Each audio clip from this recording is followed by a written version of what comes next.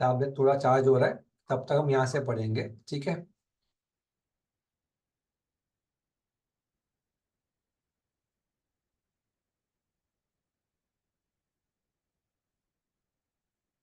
चलो, क्या वो स्क्रीन पे दिख रहा है? ठीक है। आज कल की तरह सेम प्रोसीजर करें, एस एस यस्टरडे। पेपर्स करेंगे, हाईलाइट करेंगे, मैं आपको वो दे दूंगा, ठीक है। तो क्या मैंने वो पीडीएफ मिला आपको? मैंने तो दे दिया आपको। चलिए शुरू करते हैं। एके private limited has borrowed 36 crores from BK Finance Limited. However, as per the memorandum of AK Limited, the maximum borrowing power of the company is 30 crores. Examine whether AK Private Limited is liable to pay this debt. State remedy if any available to BK Finance Limited. 4 mark का question है, borrowing की बात की है, AK ने borrow किया है from BK finance limited, and यहाँ पे बताया गया है सिंपल चीजों पे कि लिमिट तो थी 30 करोड़ की, लेकिन बोरो किया गया है 36 करोड़। अब आप मुझे बताइए, state the remedy if any available with BK finance limited. Himanshu से अब शुरू करते हैं, चल हिमांशु।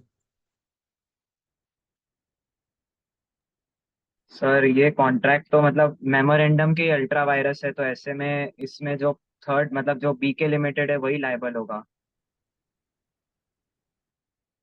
मतलब देख, इस AK limited, AK private limited is liable to pay this debt. क्या वो पे करने के लिए लायबल होंगे या नहीं होंगे? नहीं सर, ये कॉन्ट्रैक्ट ही अल्ट्रा वायरस बन जाए। वायस, क्या बोलने का hero? Vires, vires that don't catch fires. देख भाई, ये पूरा का पूरा ट्रांजैक्शन अल्ट्रावाइज नहीं हो सकता। पहली बात, it is beyond, beyond 30 crore. तो अगर बोलना चाहता भी है हिमांशु बेटा, तो वो अगले 6 करोड़ की बात होगी, पूरा तो अवॉइड नहीं हो सकता, बराबर। तो क्या कंपनी लायबल है to pay the rest? The answer is prima facially के up to 30 crore yes, beyond 30 crore no, बराबर। लेकिन इसके रेमेडीज पता है क्या है? आइए, आइए देखते हैं आईसीआई इसमें से कितनी मस्ती करता है। देखो, इन द लाइट, देखो पहला तो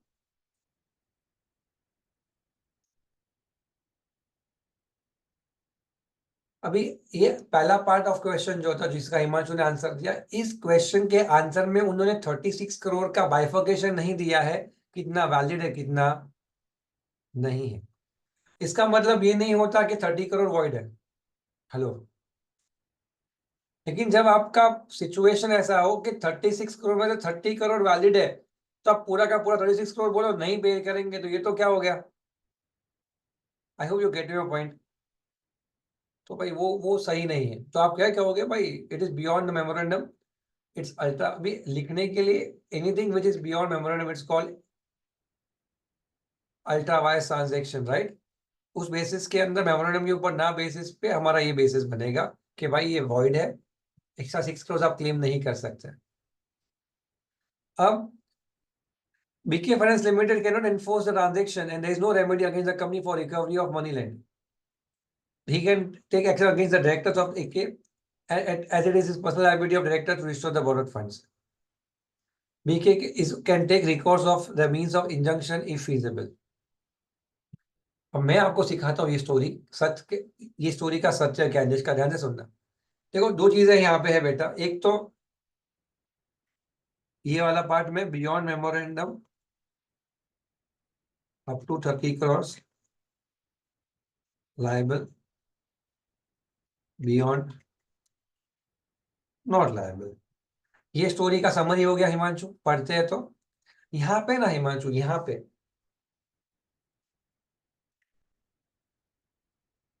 अल्ट्रा वायरस की रेमेडीज क्या होगी?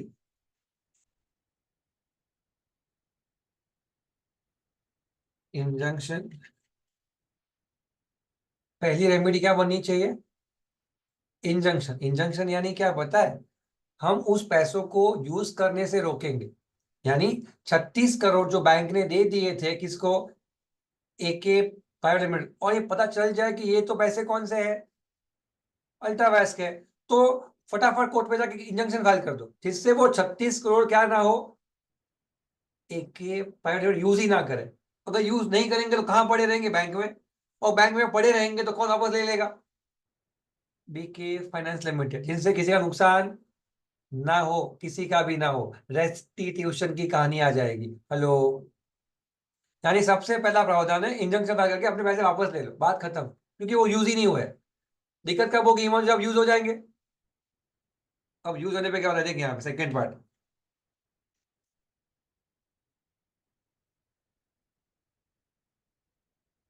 ये कहता है कि अगर अगर अगर इस 36 करोड़ रुपए से तुमने कोई बैंक का लोन चुका दिया, यहां से तो अल्ट्रा वैसा देश का, बट किसी और बैंक का लोन चुका दिया, तो हम क्या बन जाएंगे, हम वो बैंक बन जाएंगे, मतलब हम क्या बन जाएंगे, in that case BK finance creditor बन जाएगा। अगर उसके पैसों से आपने किसको चुकाया है, बीके फाइनेंस के पैसों से अगर आपने किसी का लोन चुकाया है, तो वो तो लोन चला गया, आप क्या बन जाओगे, आप क्रेडिटर बन जाओगे। हेलो, अगर उससे आपने क्या खरीदा, उस पैसों से कंपनी ने वो पैसों से एसेट खरीदा, तो आप उसके ऊपर आपको क्या मिल जाएगा, चार्ज, चार्ज यानी गिरवी आपके नाम पे हो जाएगा, और फिर भी वसूल ना हो, तो फिर डायरेक्टर्स से हम पर्सनली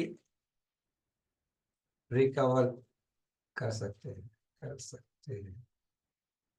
ये इसकी सच्चा घटना है, इस स्टोरी की। उन्होंने सिर्फ कौन सी यूज की पता है हिमांशु, यहाँ पे सिर्फ कौन सी यूज की, इंजंक्शन की। आपको स्टोरी समझनी है, थोड़ी शांति से सोचो, समझनी है स्टोरी, समझा कि नहीं समझा मैंने क्या बोला वो, यानी सिंपल है, keep your videos on everyone.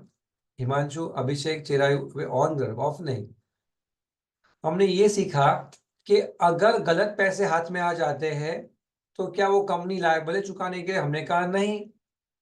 तो जिसने दे दिए गलती से पैसे एक्स्ट्रा, उसका क्या, हमने पढ़ा था Himanshu, when payment is made under a mistake और क्वेश्चन कॉसी कॉन्ट्रैक्ट का लास्ट पार्ट, तो रिफंड हो जाने चाहिए।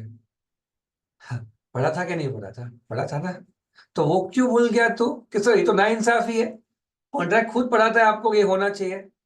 तो यहाँ ये क्यों नहीं किया मैंने वो लॉ यूज, अरे सर, हर टीचर, आप अलग अलग टीचर पढ़ाए गए, तो फिर मेरे को लगेगा कि वो सही, ये सही, बराबर। अब सुन ध्यान से, अब ये सिचुएशन का आंसर ये आता है कि आपको प्रिंसिपल ऑफ इक्विटी करना है, इंसाफ होना चाहिए। इंसाफ का पहला रास्ता क्या है, कि आपके पैसों से अगर आपने यूज नहीं किया है, बैंक में पड़ा, तो इंजंक्शन फाइल कर दो, पैसा वापस हो जाएगा कोर्ट के कहने। नंबर 2, पैसा यूज हो चुका है, तो दो बातें होगी, लोन चुकाने में या एसेट खरीदने में, लोन चुकाने में या एसेट खरीदने में। अगर लोन चुकाने में यूज हुआ है, तो वो लोन जिसकी चुकाई है ना, वो आप बन जाओगे, जिससे पैसे दिए थे वो, मतलब the person who has paid the money will become creditor of the company if the money so used is used to pay creditors of the company. नहीं सर, लोन नहीं चुकाई है, हमने मशीन खरीदा, फैक्ट्री खरीदी, बिल्डिंग खरीदा, तो वो बिल्डिंग, फैक्ट्री, मशीन का सबसे पहला हक बेचने पे उनका होगा, किसका, जिनके पैसों से आपने वो फैक्ट्री, बिल्डिंग, मशीन खरीदा, उसको चार्ज बोलते हैं, क्या बोलते हैं, चार्ज, गिरवी रखना। सर ये ऐसा भी कुछ नहीं हुआ है सर, तो क्या करें, तो डायरेक्टर से ले लो, लास्ट ऑप्शन। तो डायरेक्टर से लेना लास्ट ऑप्शन है या फर्स्ट ऑप्शन है, लास्ट ऑप्शन। आईसीआई ने क्या लिखा था वो, कौन सा ऑप्शन आईसीआई लिखा था वो, पहला ऑप्शन। अब बात को समझो, डायरेक्टर्स के पकड़ के पैसा इजी है, डायरेक्टर सब गुलटी गुलटी गुलटी हो जाते हैं। कंपनी के पास पैसे पड़े, पकड़ के सो रहे, डायरेक्टर्स को पैसा, कहाँ, कौन से बैंक में पैसा पड़ा है, कंपनी के करंट अकाउंट में पैसा पड़ा है, तो वहां को वहां से रोको ना। आप कंपनी ने वो पैसा को क्या, कि वो रोको पहले, फिर भी ना हो तो क्या रोको, तो डायरेक्टर्स को पकड़ो। ये आपका क्वेश्चन नंबर 1, 4 मार्क का। मैं आपको ये कहना चाहता हूं, आप क्वेश्चन को देखो, उन्होंने पूरा स्टोरी लिखा है यहाँ पे, फिर ये 2 पार्ट लिखा है, बहुत ज्यादा हो जाता है 4 मार्क के लिए। सोल्यूशन को आप रेफर करने जाओगे, बहुत बड़ा हो जाता है, for how many marks, 4 marks. तो क्या लिखूंगा मैं बोल देता हूं वापस एक बार, as per the doctrine of ultra vires, any contract entered with the company by a third party should be within the powers of the company. एक सेकंड ना छोड़ो, रुको, अरे यार मेरा सर्वर बंद हो गया, शिट। एक सेकंड रुक जाना, एक सेकंड रुक जाना सिर्फ, मैं चाहता हूँ कल इतना रेडी करो।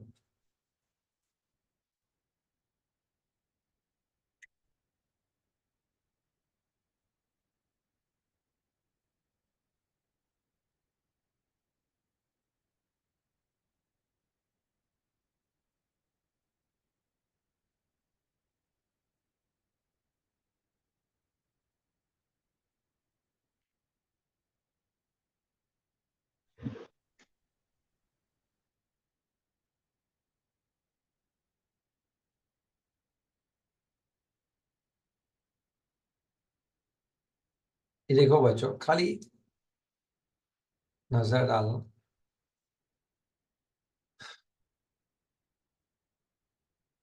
देखो, अल्ट यहाँ पे है ना, ultra means beyond or in excess of the powers, and wire means powers. Thus, ultra vires means an act or transaction beyond or in excess of the powers of the company. इतना भी line रहा ना, वो first step बन जाता है। Second step में Nikita, an act is ultra if it is outside the memorandum of the company, outside the object of the company or not permitted by the act. बस ये चीज लिखी और फिर सीधा शुरू कर दिया। दो चीज है, क्या वो लायबल था या नहीं था। तो हम लायबल, पहले केस में पहला पार्ट क्वेश्चन का कहाँ गया हमारा। आई hope you can see the question sheet now again. क्या वो लायबल था या नहीं, आंसर इज नो, वो लायबल नहीं था क्योंकि ये अल्ट्रा वायर्स ट्रांजेक्शन है, क्योंकि अल्ट्रा वायर्स ट्रांजेक्शन है अपर प्रोविजन के बेसिस पे। नंबर दो, रेमेडी की बात की है। रेमेडी, हिमांशु, रेमेडी हमें यहाँ पे भी लिखनी चाहिए थी, यहाँ पे भी, यानी निष्का दो पॉइंट लिखने के बाद रेमेडी चार प्रकार की होती, वो हमें कहाँ लिख लेनी चाहिए थी, यहाँ पे। फिर यहाँ पे लिखते कि बेस्ड ऑन द सेम, उनके पास ये चार चीजें अवेलेबल है और कुछ नहीं, तो क्लेम द सेम। ये आपका पहला क्वेश्चन 4 मार्क के लिए।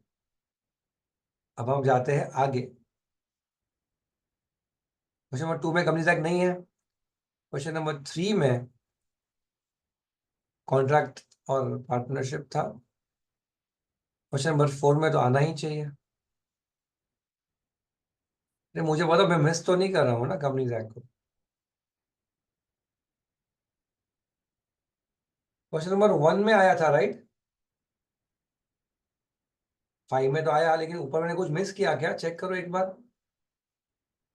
क्वेश्चन नंबर 1 में आया हिमांशु, बराबर, 1B 4 मार्क। फिर 2 में नहीं था। 2 में तो एक है कॉन्ट्रैक्ट एक्ट, दूसरा है LLP, तो 2 गया। 3 के अंदर पार्टनरशिप एक्ट है और कॉन्ट्रैक्ट एक्ट है, 3 गया। 4 में होना चाहिए मेरे हिसाब से, लेकिन 4 में सेल्स हायर परचेज का सेल्स ऑफ गुड्स एक्ट है और पार्टनरशिप एक्ट है, मतलब 4 में भी नहीं था, बराबर। तो यहाँ पे आया क्वेश्चन नंबर 5 में यहाँ पे आया हिमांशु, कहाँ पे, टाइप्स ऑफ कैपिटल, बराबर है। What do you mean by term capital? Describe its classification in the domain of company law. Capital का मतलब क्या होता है, क्या लिखोगे,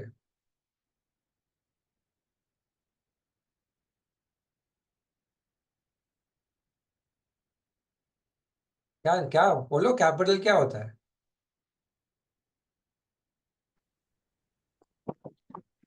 चलो, capital, defining capital will be share capital and equity share capital, equity capital and preferential capital। एक ही mark का है तो मैं उसको शॉर्ट रखता हूँ यहाँ पे। The term capital comes up with the term that is share capital, which you say the smallest unit in which the capital of the company has been divided into two parts, that is equity and preference। अब एक mark के लिए पूछा था, लिखने का जरूरत आपको नहीं रहेगा। Classification, it is the sources of through which you raise your capital in case of a company. अब क्लासिफिकेशन के अंदर आता है authorise capital, issued capital, subscribe capital, right. Subscribe के बाद called up capital, paid up capital, बराबर है या ना। तो आपको ये सारी सारी चीजें लिखनी पड़ेगी। Do you agree. हेलो, यहाँ पे देख लेते हैं। Capital means share capital, which is basically the money raised in the company divided into shares. तो उन्होंने सिंपल ही रखा एक मार्क के लिए, बड़ा कुछ गड़बड़ किया नहीं है यहाँ पे, छोटा रखा है। फिर आपका authorise capital issued subscribe called up and paid up, एकदम हंसते हंसते चूमते चूमते आपको 5-6 मार्क दे दिए, कोई मगजमारी नहीं। Do you agree? इसी के साथ हमारा चैप्टर नंबर 1 का पार्ट ये आया ना इधर, सॉरी, क्वेश्चन नंबर 6 यहाँ पे, BC Private Limited and its subsidiary KL and are holding of 90 and 70 shares respectively in PQ Limited. देख भाई, BC and its subsidiary, BC के पास PQ में शेयर्स है और KL के पास भी किसके में शेयर्स है? PQ में। तो PQ के अंदर किसका इन्वेस्टमेंट है? BC का और KL का। हेलो, BC का 90,000 और KL का 70,000। The paid up capital of PQ is कितना? 3 लाख। 3 लाख, तो 3 लाख कैपिटल कैलसीज विथ यू, ये 3 लाख है। 3 में से 1,60,000 is with home, BC and KL, यानी मोर देन 50% है मुस्कान। और मोर देन 50% में दोनों को मर्ज क्यों किया? क्योंकि वो सब्सिडरी थी होल्डिंग की, नहीं तो मैं मर्ज नहीं करता। ठीक है। Analyse with respect to the provisions of the act whether PQ is subsidiary of BC और नॉट। क्या PQ BC की सब्सिडरी है या नहीं है? What will be your answer if KL is a holding of 160 shares in PQ and no share held by BC? ठीक है।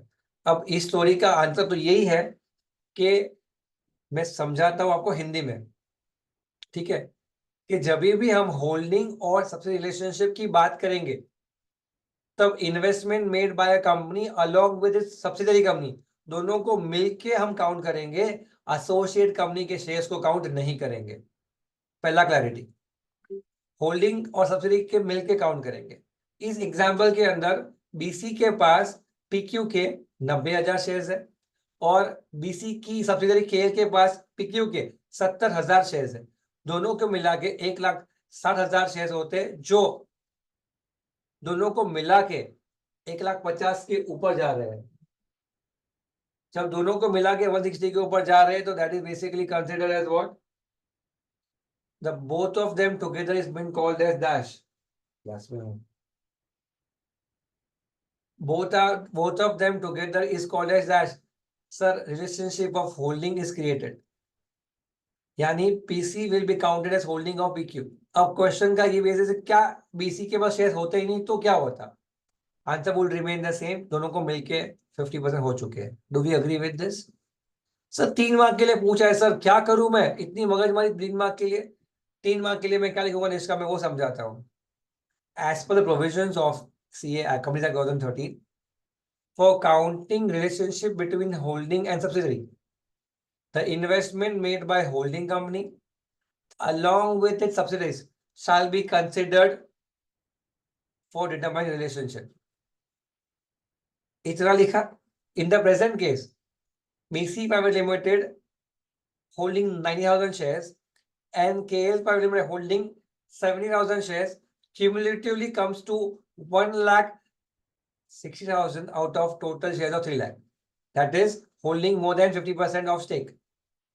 Therefore, BC will be called as holding company of PQ Limited, irrespective of the fact whether he holds the shares or not. मतलब 4-5-6 line में sorted करना है, क्योंकि 3 ही mark का था। अभी क्लियर? अभी 13 मार्क का आया है, 13 मार्क का, बट एग्जाम अपने एग्जाम में मिनिमम 20 मार्क का होगा।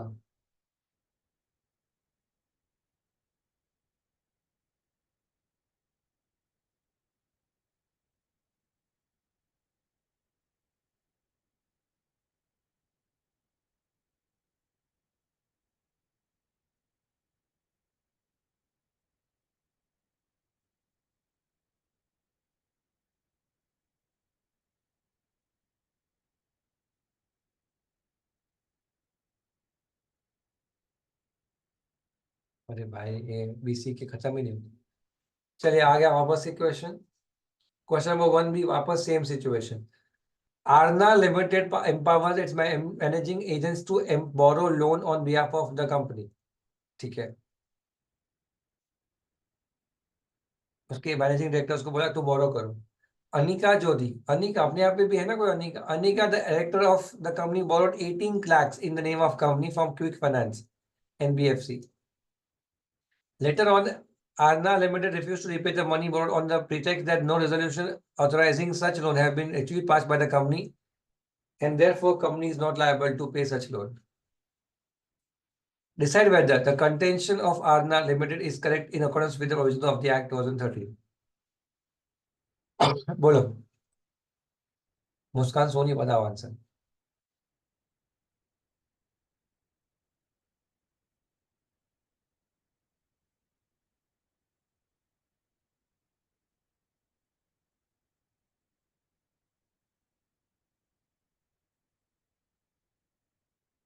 कुछ कुछ इच्छा ही, आंसर ही नहीं। लक्ष्य, कैमरा ऑफ, चालू करा तेरा आंसर। वन बिग आंसर दे चल।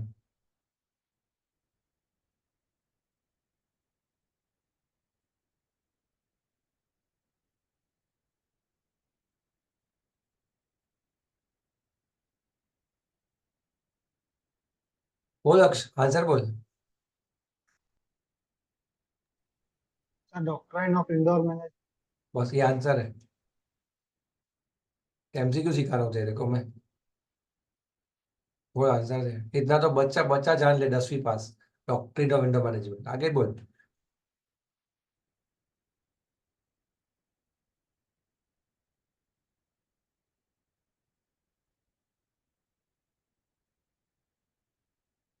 चल हिमांशु बता।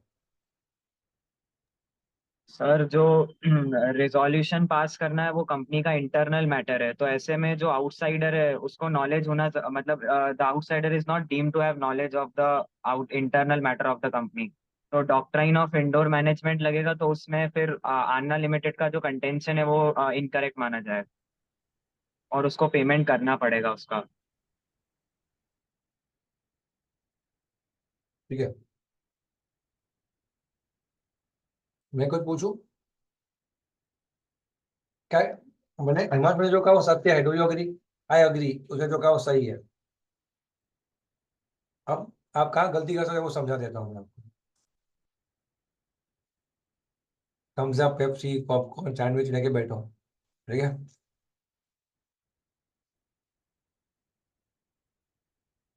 हिमांशु, मुझे ये बता, आर्टिकल्स के अंदर मैनेजिंग डायरेक्टर्स को कितना अमाउंट लोन की बात की है, क्या वो मेंशन है यहाँ पे?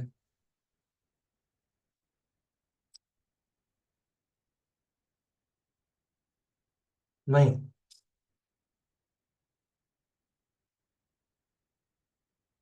तू जो केस की बात कर रहा है ना, रॉयल ब्रिटिश बैंक, उसमें वो मेंशन था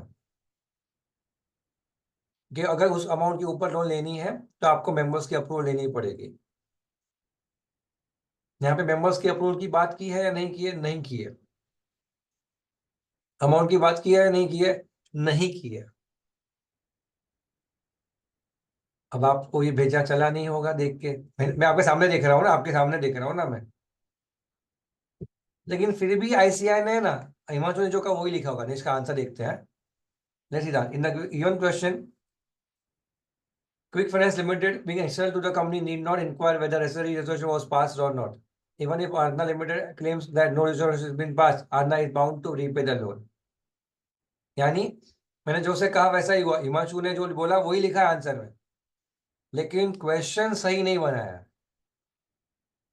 ये क्वेश्चन में जो गलतियां है, वो एक अच्छा स्टूडेंट जब पढ़ के जाएगा ना तो वो कहेगा भाई तूने क्लैरिटी क्वेश्चन में दी ही नहीं है कि अप्रूवल ऑफ मेंबर्स चाहिए था या नहीं चाहिए था, अमाउंट ऑफ लिमिट दी है या नहीं दी है, ये सब चीजें नहीं लिखी है।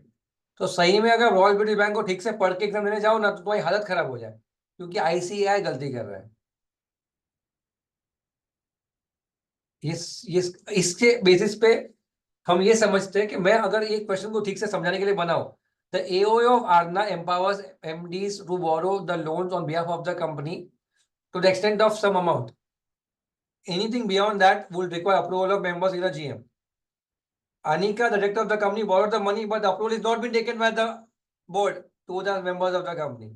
Now the company refuses to pay the loan. Can the company refuse to pay the loan? तब जाके आप क्या बना रहे हो, एक शुद्ध शुद्ध क्वेश्चन बना रहे हो जो स्टूडेंट के लिए समझने के लिए क्लैरिटी दे। आई होप आप समझे।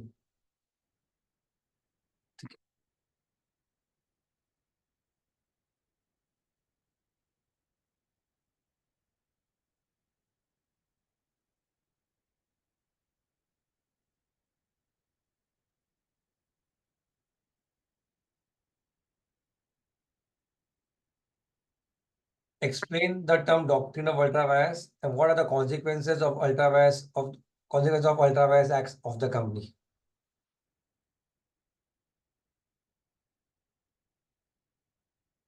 देखो देखो, डॉक्ट्रिन ऑफ अल्ट्रा-वायर्स मीनिंग दिया, फिर केस स्टडी के ऊपर आपने केस का रेफरेंस दिया, देना है तो Ashbury railway catch versus Riche, right, इसका रेफरेंस दिया। उसका इफेक्ट क्या होगा? Transaction is void ab initio, ठीक है।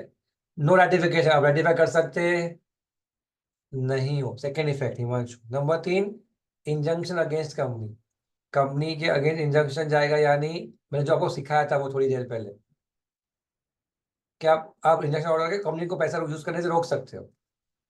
प्राइवेट डायरेक्टर्स अगर पैसे वेस्ट हुए हैं तो डायरेक्टर रिस्पॉन्सिबल होंगे to pay to the parties for breach of trust. Hello. और क्रेडिटर्स को पे करके यूज हुए हैं तो हम क्या बन जाएंगे? हम खुद क्रेडिटर बन जाएंगे। हेलो। ये इफेक्ट्स हुए हिमांशु, ये केस स्टडी हुआ, और ऊपर हुआ मीनिंग। 3 पार्ट्स में मैंने ये बनाया, मीनिंग, इफेक्ट, फिर आया केस स्टडी, और फिर ये आपका। समझा क्या? ठीक है। मुस्कान क्लियर है? ठीक है। देखो, आप पढ़ो कहीं से भी, हेडर हेडर सेम होने चाहिए, क्योंकि आप वैसे भी खुद ही लिखने वाले हो, कौन सा कोई बुक का लिखने वाले हो। बराबर बराबर।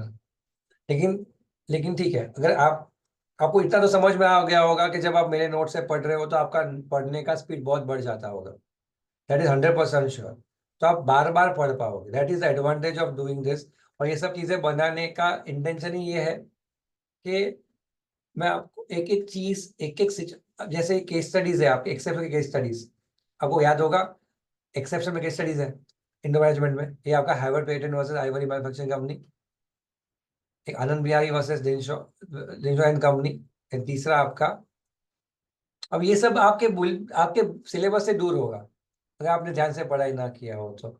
आपने पढ़ा होगा लेकिन आपको नाम पता, क्योंकि बहुत कुछ मॉडल में होता है, फिर क्या पढ़े और क्या।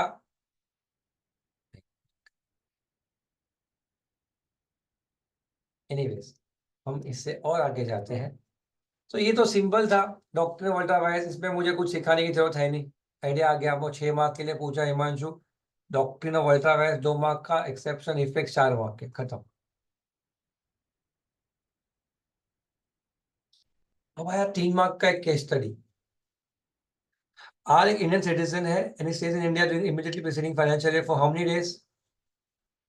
130 दिन। He appoints Mr. S and foreign citizen as nominee who has stayed in India for 125 days. Question क्या है बोलना भाई? Doing is Mr. R eligible to be is Mr. R eligible to be incorporated as OPC? If yes, can he give his name of Mr. S in MOA as his nominee? Justify your answer. R की बात की है S के साथ, R को बनानी है OPC और S को बनाना है नॉमिनी। R देसी, S विदेशी। बात की सिटीजनशिप की, बात की डेज की, बराबर। सिटीजनशिप की बात करूं तो इंडियन सिटीजन होना जरूरी है, तो ये तो भाई बच्चा बच्चा जानता है, सिटीजन इंडियन होना जरूरी है। उसके बाद रेसिडेंस की बात होती है, बराबर। तो आइए इस कहानी को तोड़ दें, तोड़ दीजिए तोड़ दीजिए तोड़। Only natural person who is an Indian citizen and resident in India, बराबर हिमांशु। इस पे भी ना तुमको चाहिए ना, मैं तुम लोगों को मसाला दूंगा, मसाला ही मसाला, वो भी कोई टाइम पास नहीं, प्योर लॉ मसाला, बराबर। देख लो, पहले पढ़ लो, आपका आंसर सही है, अरे भाई सही है सर, मेरा आंसर, बात छोड़ो sir. Person who in India for not less than 120 days shall be eligible to do it।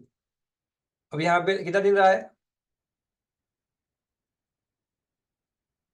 Hence R is eligible to incorporate. लेकिन S जो बात की है वो सिटीजन ऑफ इंडिया नहीं है, इसलिए वो नॉमिनी हो सकता नहीं। एकदम शुद्ध भाषा, क्लियर है। चलो अभी थोड़ा सा लफड़ा करें। सर डराते हो, नहीं थे, मेरे लिए नहीं कर रहा हूँ, मैं तुम्हारे लिए कर रहा हूँ, डोंट वरी।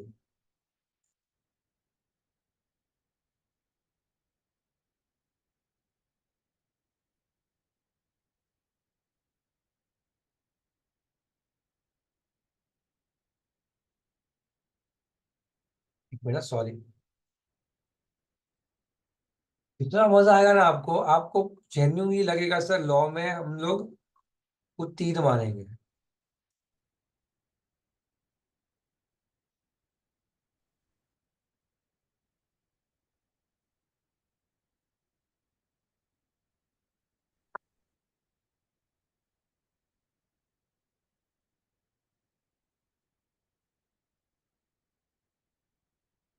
अरे भाई, कितना टाइम लगेगा तुम।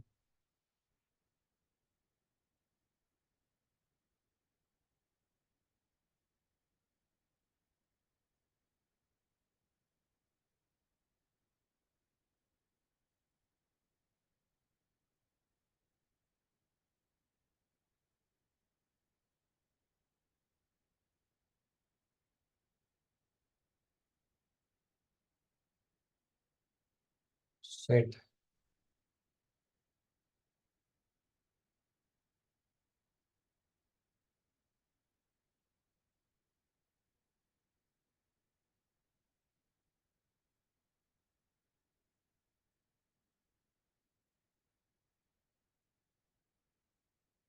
आ नहीं रहा है ये।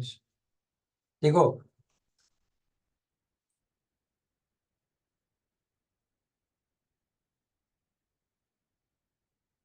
सिर्फ यानी कि चीजें इतनी इंपॉर्टेंट है, मेरे लास्ट सेशन के अंदर I mail ICR regarding this office.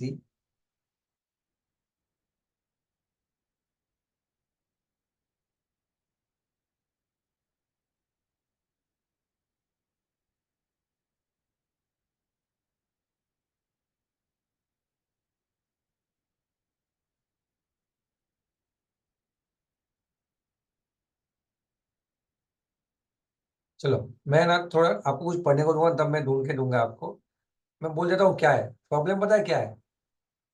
Law ने लिखा है, एक शब्द लिखा है हिमांशु, कि he shall be resident of India or otherwise, क्या लिखा है वर्ड। डेफिनेशन के अंदर एक शब्द लिखा गया है, he shall be resident of India or otherwise. और जब ये और अदरवाइज लिखा जाता है ना कहीं पे, तो इस मीनिंग का क्या हो जाता है। I hope you get my point. तो मैं आपको दिखाना चाहता हूँ कि लॉ में क्या वर्ड लिखा हुआ है, और अदरवाइज। दिखाऊंगा मैं आपको, कुछ देर में दिखा दूंगा, पर मैं खत्म, ये समझा। पेपर हो गया देश का हमारा, ये वाला भी। हम आगे जाते हैं।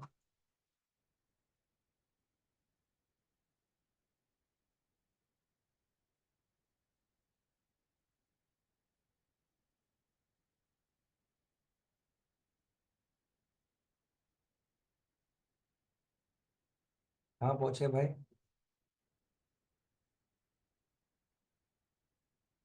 ये क्वेश्चन लग रहा है मेरे को कम्युनिस्ट एक्ट का। ये रहा। इतना बड़ा क्वेश्चन 4 मार्क के लिए टाइम पास कर रहे लोग। R manufacture of toys approach MNO for supply raw material worth ₹1,50,000। ठीक है। R was offered a credit of 1 month. ठीक है। R went to the company prior to the due date and met mister C N employ at the billing counter, who convinced the former that the payment can be made to him as billing cashier is on leave. Due date के पहले आ जाता है पैसा देने के लिए, और उसी को मिलता है जो वहां पे बिलिंग काउंटर पे बैठा था। बिलिंग काउंटर बोला है, जिसका कैश काउंटर नहीं बोला, बिलिंग काउंटर बोलता है। Manager who convinced the former that the payment can be made to him as billing cashier is on leave. R paid the money and was issued a signed and sealed receipt by Mrs. C. After the lapse of due date, Mr. R received a recovery of notice from company for payment of 1,50,000. Are ने inform किया company को कि भाई हमने तो मैंने पैसा already दे दिया है और हमने सी को पैसा दे दिया था, ये मेरा प्रूफ है उसका। Company file a suit for R for non-payment of dues. Discuss the fate of suit and file liability of Mr. R towards the company as it is consistent with the provisions of the Act. Won't your answer be different if a receipt under company seal was not issued by Mr. C after receiving the payment?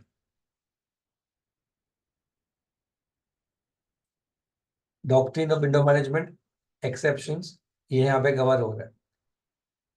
अब exception के अंदर भी 3 exceptions थे। एक knowledge of irregularity, दूसरा negligence, तीसरा forgery. याद होगा आपको 3 शब्द जो हेडिंग दिए मैंने आपको। अब एग्जैक्टली देखने जाओ, ये ओपन इसलिए इजीली हो जाएगा। एग्जैक्टली देखे जाओ, ये वाला एक है अकाउंटिंग वाला, जहाँ पे अकाउंटेंट वाला केस स्टडी आता है, आनंद बिहारी लाल इंश्योरेंस कंपनी, जहाँ पे बिना पेपर पढ़े आपने जगह बेच दी।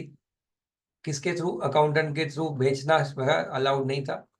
फिर एक आता है ये वाला फॉर्जरी वाला, रूबिन वर्सेस ग्रेट फिंगल कंसोलिडेटेड, जहां पे आप देखते हो कि भले शेयर सर्वे इशू हो चुका है, जिसका भले ही शेयर सर्वे इशू हो चुका है स्टैंप के साथ, फिर भी कंपनी लायबल नहीं थी शेयर के पैसे देने के लिए।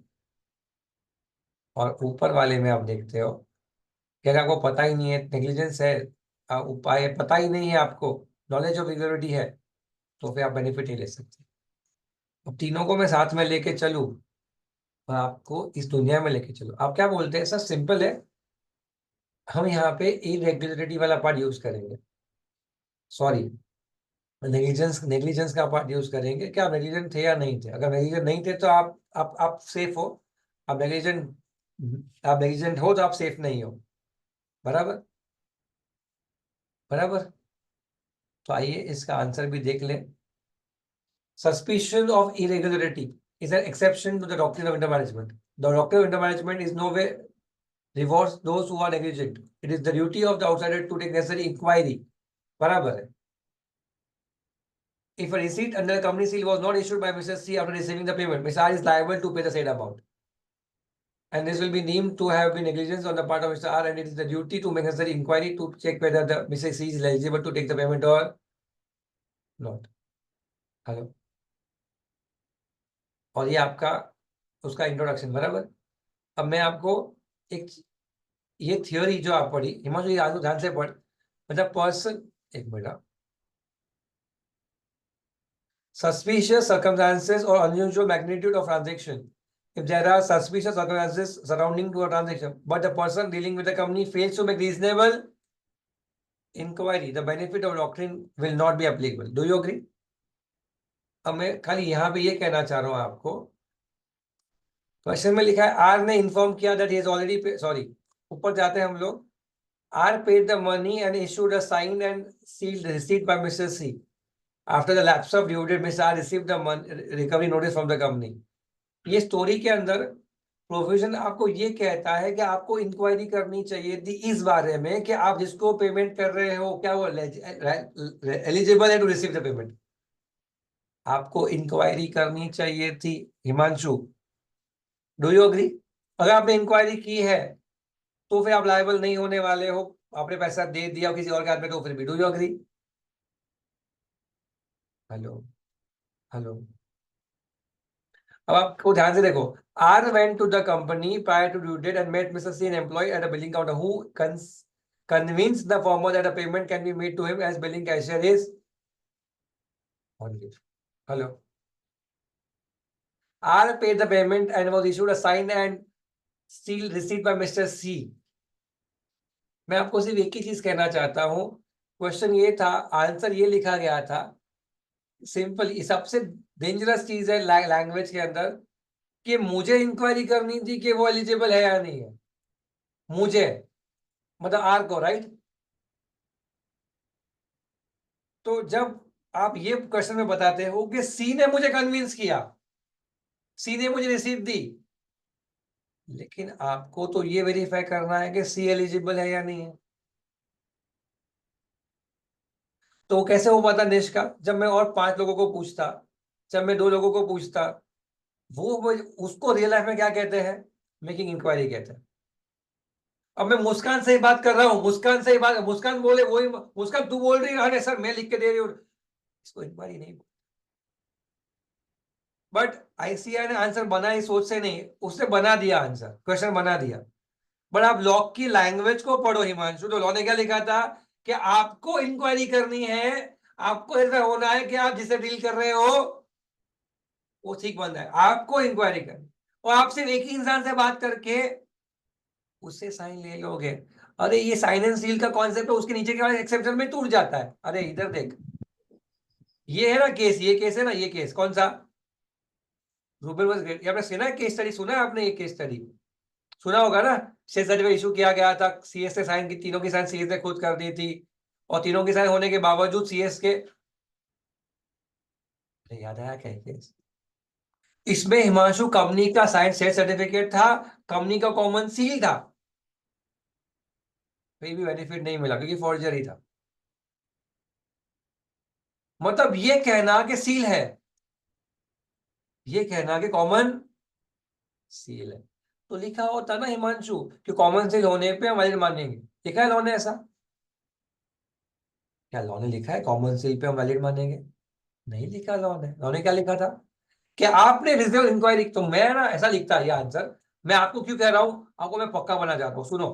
मैं लिखता कि reasonable inquiry was made by mister R, reasonable inquiry was made by Mr. R in assurance of the same that Mr. C is entitled to receive the payment. If that was made, then R is not liable to pay again to the company subsequently. But if that inquiry was not reasonable in nature, then the situation would be different. Hello.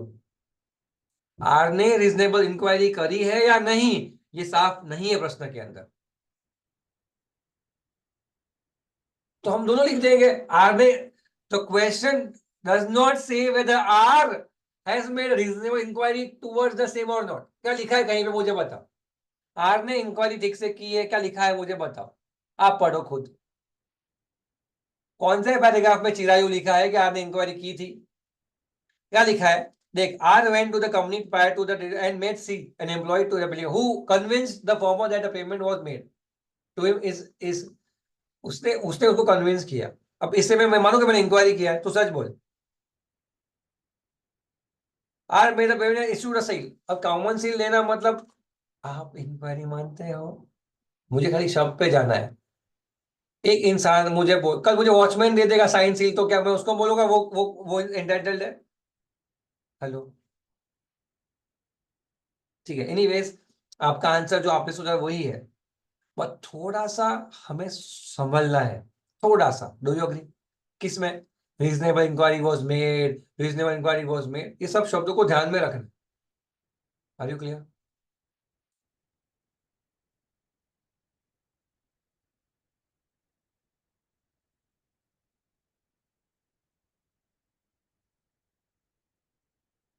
To में तो companies act है नहीं, three में नहीं है,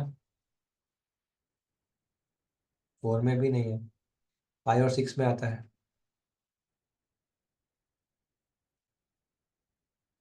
five को देखो, mister Anil formed a OPC on 16th April for manufacturing electric cars.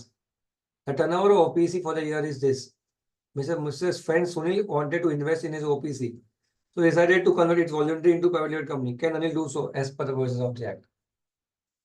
इसका आंसर मुझे निष्का बताएगी, निष्का बताओ।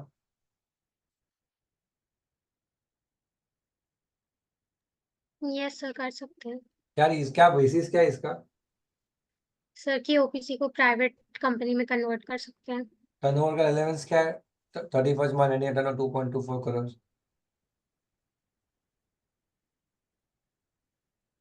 क्या है?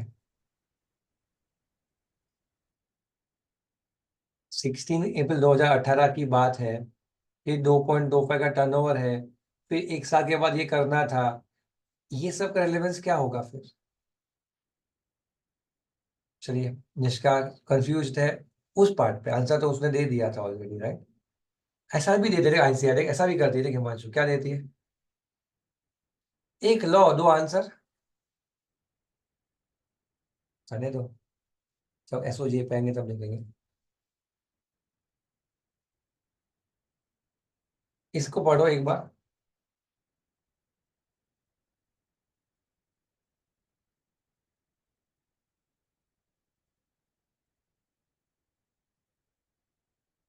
पढ़ा? मतलब टर्नओवर का लिमिट इररिलेवेंट था, तो क्यों दिया? तुमको लगता है उन्होंने कन्फ्यूज करने के लिए दिया है? ऐसा लगता होगा तुम लोगों के साथ, बस सब गलत है आपकी सोच। इतना दिमाग चलाते ही नहीं है लोग, टाइम पास है। ये देख क्या करते हैं ये लोग, ये है ना, ये इसलिए बना है देश का, क्योंकि 2017 या 2019 या 17 में एक रूल था कि एक ओपीसी बनने के 2 साल तक ओपीसी कन्वर्ट नहीं हो सकती। सुनो ध्यान से। और कन्वर्ट होने के लिए टर्नओवर क्रॉस जब होगा एक लिमिट के ऊपर, तब वो कन्वर्ट हो सकती है, नहीं तो नहीं हो सकती। अब वो क्वेश्चन उस साल का हिमांशु उधर उठा लिया कॉपी पेस्ट करके 2020-22 के अटेम्प्ट में, और जब उठाया तब ये नहीं सोचा कि ये तो रूल चेंज हो चुका है। आप समझे? तो ये बनाया हुआ क्वेश्चन नहीं कि आपको कंफ्यूज करे, वो खुद कंफ्यूज थे कि ऐसा कोई रूल निकल चुका है, और तब आंसर आया उनके पास से कि अभी ये रेलेवेंट नहीं रहा। नहीं तो ये डेट डालना, ये टर्नओवर डालना, ये रेलेवेंट कब था?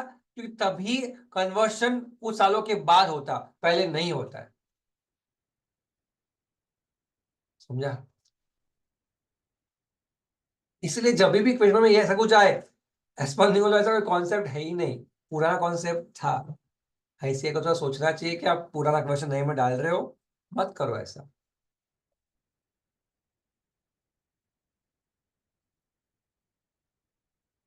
अभी यहाँ पे आ गए हम लोग। एक कंपनी है जो कहाँ पे है? सिंगापुर में। उसकी ऑफिस कहाँ पे है? पुणे में। Whether Mike LLC would be called foreign company or not as per provisions of company act 2013?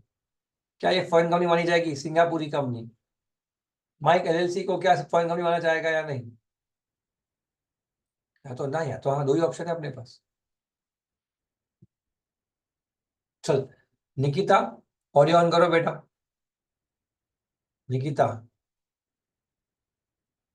Nikita, Yes, sir. Nikita, foreign company यानी क्या? जो इनकॉर्पोरेट हुई है आउटसाइड ऑफ इंडिया और place of business India.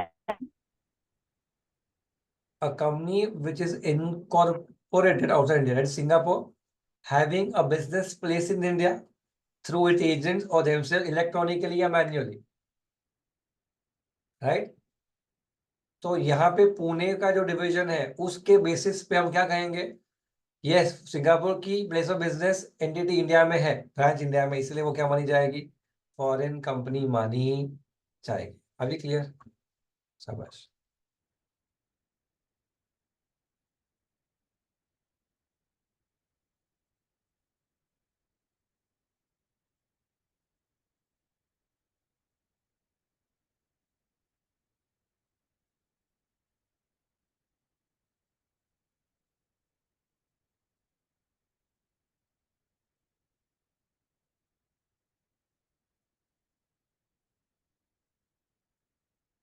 ABC has allotted equity shares with voting rights to XYZ worth rupees 15 crore and convertible preference shares worth rupees 10 crores during the financial year 22-23. After that, the total capital of the company is 100 crore. देखते हैं इसका basis. ABC company ने XYZ को equity shares दिए, कितने के? 15 करोड़ के। और ऐसे प्रेफरेंसेस दिए जो कन्वर्ट हो सकते हैं इक्विटी में, कितने करोड़ के? 10 करोड़ के। टोटल कितने हो गए? 15 का नॉर्मल इक्विटी और 10 का ऐसा प्रेफरेंस जो कभी भी इक्विटी में कन्वर्ट हो सकता है। ये होने के बाद total share capital preference equity मिलके कितने का है? 100 करोड़ का है। क्या XYZ लिमिटेड को हम एसोसिएट मानेंगे ऑफ एबीसी? हाँ या ना? आंसर हाय है ना है? एसोसिएट कंपनी यानी क्या? हिमांशु बोलेगा जिस कंपनी के पास सिग्निफिकेंट इन्फ्लुएंस है किसी और कंपनी का, तो उस वैसे किसी और कंपनी को उसका इन्फ्लुएंस है, तो सिग्निफिकेंट इन्फ्लुएंस है, तो उसे वो एसोसिएट कंपनी कहते हैं। और इन्फ्लुएंस सिग्निफिकेंट यानी 20% के आजू बाजू। सुनो ध्यान से, सिग्निफिकेंट इन्फ्लुएंस का रेफरेंस 50% से नीचे और 20% के ऊपर, ये रिलेशनशिप सिग्निफिकेंट इन्फ्लुएंस को कंट्रोल करता है। Do you agree? लेकिन यहाँ पे तो इसका मतलब ये तो 20% के ऊपर है हिमांशु, 25% हुआ ना, 15 + 10 25, ये भी तो कैपिटल में कन्वर्ट कवर होगा। इक्विटी भी और कन्वर्टेबल प्रेफरेंस दोनों काउंट होंगे, एक नहीं दोनों। तो आइए देखते हैं इसका answer.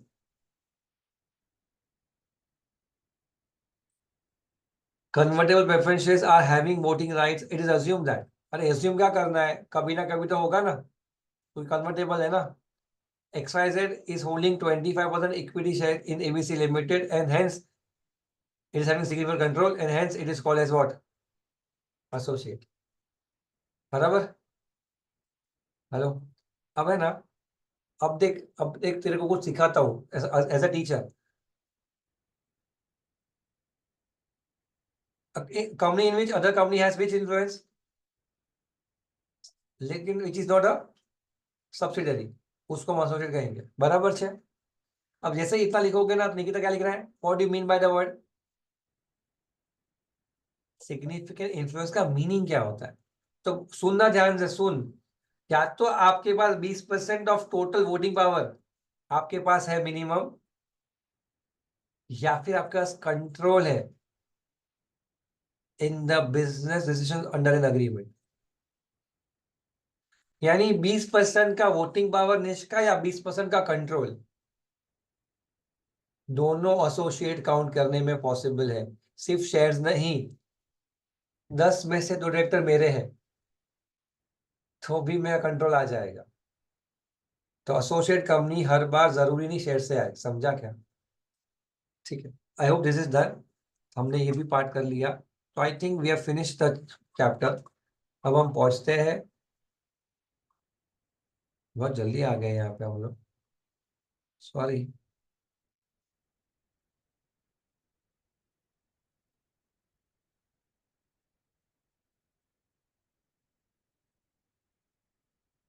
Explain the concept of corporate will. State circumstances when the corporate will can be lifted as per the provisions of the act. ये तो मेरा रील काफी था, इसके लिए मैंने अभी के जो केस लॉस डाले थे रील में, अगर आपने शायद देखे हो बड़े लोग, तो शायद उसके अंदर आपको एक मिला था मैकोरा वर्सेस, वो सब एंटिटी पे था, राइट? लिफ्टिंग में मैंने आया था दिनचो वाले जी patent versus commissioner of income tax. Hello, don't worry, मैं आपको रील वापस नहीं दिखाऊंगा, लेकिन आपको कल इतना याद रखना है 4 चीजों के अंदर कि कॉर्पोरेट विल का मतलब क्या होता है, सेपरेट लीगल एंटिटी। लिफ्टिंग और कॉर्पोरेट विल का मतलब होता है उस सेपरेट लीगल एंटिटी कॉन्सेप्ट को तोड़ देना और दोनों को अलग नहीं एक मान लेना। लेकिन ये एक मानने का काम करता कौन है? कोर्ट करता है, हम नहीं कर सकते। तो कोर्ट कब करेगा? जब कोर्ट को लगे कि the intent is not to do business, धंधा करना इंटेंट नहीं है, कुछ और इंटेंट है। हेलो? तो इंटेंट कुछ सेम है, तो हमने देखा एक हॉर्न वर्सेस कॉर्नेल टायर्स है, horn versus Gilford motor company, जो कल आने वाला है, मेरा ये वीडियो बन चुका है, देख लेना, ठीक है। दूसरा आता है आपका सर डेंचो वाणिज्य versus commissioner of income tax, जो आपने शायद देखा होगा, ठीक है। और तीसरा मैंने ऐसा ही कोई बनाया था, आई डोंट रिमेम्बर, सर डेंचो वाणिज्य जी आएगा, एक भावनगर रबर आएगा, एक आएगा आपका कॉर्नेल टायर्स एंड रबर्स, और एक आपका जो मैंने बोला वो Gilford motor company versus horn. कितने हैं टोटल? 4। ये 4 केसेस के अंदर एक में इंटेंट ऑफ टैक्स इवेशन था, एक में इलन एनिमी का कॉन्सेप्ट था, एक में बोनस ना देना कॉन्सेप्ट था, एक में ऐसा काम करना जो आप खुद नहीं कर पाते थे। 4 कॉन्सेप्ट्स की बात की गई थी हिमांशु, चारों 4 के अंदर हमने सेफ्टी को कॉर्पोरेट विल का बेस लिया। समझा? समझा? अभी क्लियर? 6 मार्क के लिए पूछा है भाई, 6 मार्क के लिए पूछा है।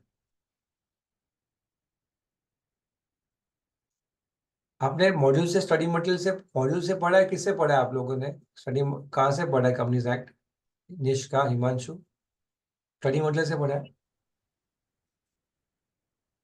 मॉड्यूल से पढ़ा सर, कंपनीज।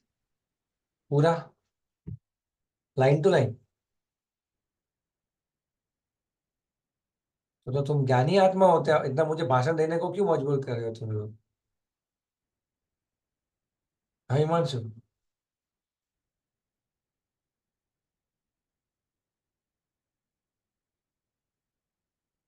नमस्ते।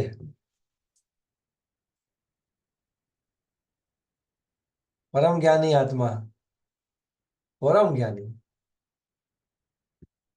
तुम तो बिना टेस्ट लेते होंगे ना, सर को आता है कहीं चेक करते, रात को चला जा अपन बैठते, सर को आता है कहीं चेक करते हैं ना देश का।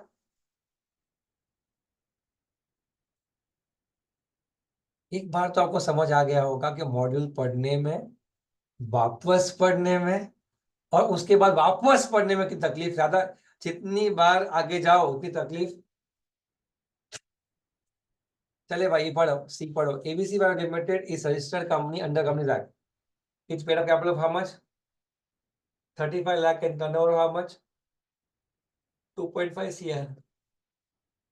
But ABC can avail small company status under the small company and also discuss the meaning of small. अरे साले 3 मार्क में जान लोगे हमारी। एक तो पूछा है पहले आपने क्या स्मॉल है या नहीं, फिर क्या also discuss the meaning of small company. 3 mark में निचोड़ लिया हमको। क्या करेंगे हम लोग? स्मॉल कंपनी का एक डेफिनेशन है जिसमें लिखा गया है 40 लाख, मुझे याद नहीं आ रहा एग्जैक्ट, 40 और 4 करोड़ का टर्नओवर लिमिट है मुझे लगता है। 40 लाख या 50 लाख, कितना है? 50 लाख का कैपिटल, 4 करोड़ का टर्नओवर, 5 करोड़ का, 2 करोड़ का टर्नओवर। एक मिनट भाई, मैं अमाउंट, 40 करोड़ का 40 लाख। हाँ 40 lakh and 40 crore, right. Hello, ये क्वेश्चन है ना, क्वेश्चन अमेंड नहीं हुआ है, आंसर अमेंड हो चुका है। शुरू हुआ था कम से, फिर धीरे धीरे बढ़ा है। तो यहाँ पे आपका वो लिमिट अंदर ही है ना। आप सोचोगे अरे पेरा कैपिटल भी विद इन द लिमिट है ना, 2.5 crore and 35 lakh. Do you agree? आपको नहीं दिख रहा है स्क्रीन पे? Hello, is it with in the limit और नॉट? अगर लिमिट के अंदर है, अरे यार तुम लोग क्या कर रहे हो? तुम लोग का रिएक्शन क्यों नहीं आ रहा है मेरे को? Paid up share capital 35 lakh है 40। मैं आपको कुछ, 1 मिनट रुक जाओ।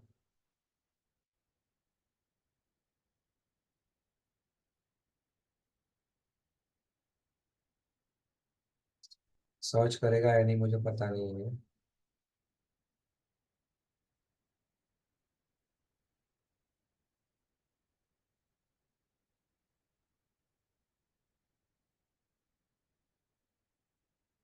ये देखो, आई hope you can see this.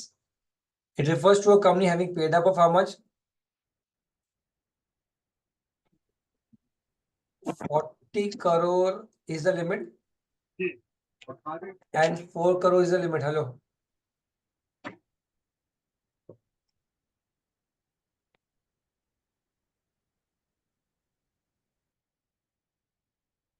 आपकी 4 कंपनीज स्मॉल नहीं हो सकती।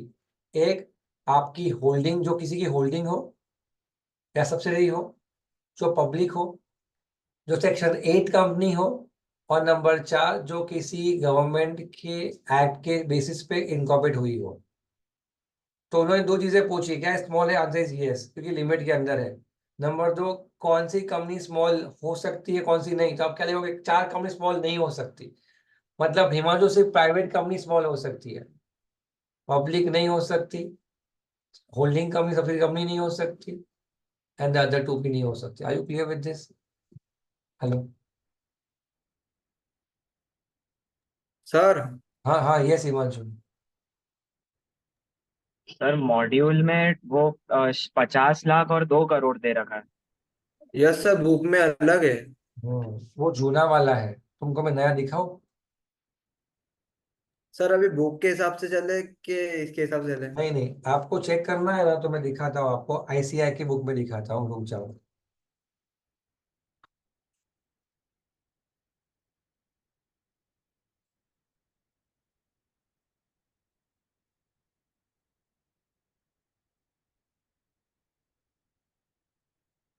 यहाँ पे आना चाहिए मेरे हिसाब से।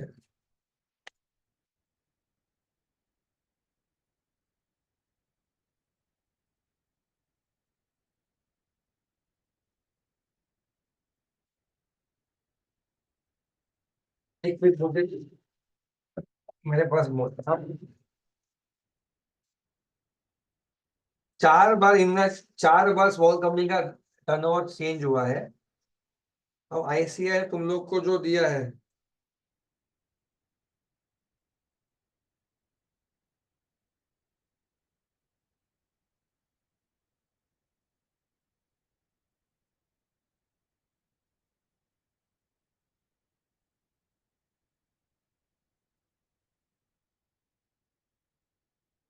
देखो आप जो पढ़ रहे हो ना बच्चों,